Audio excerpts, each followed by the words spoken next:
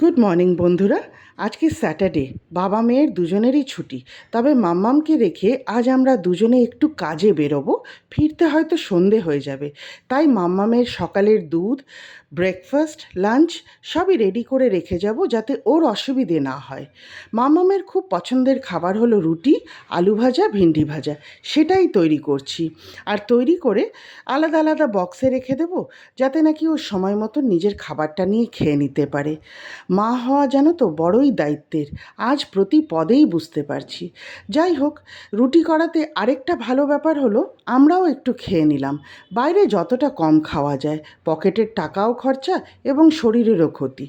এবার কি বলবো, মামামের বাবা তো রেডি বেরোবার জন্যে, আর আমার এখন প্রচুর কাজ। আমাকে বলছে আমার জন্য নাকি ওর লেট হয়। আচ্ছা বলো তো, সংসারের সব কাজ গুটিয়ে বেরোতে একটু তো সময় লাগবে।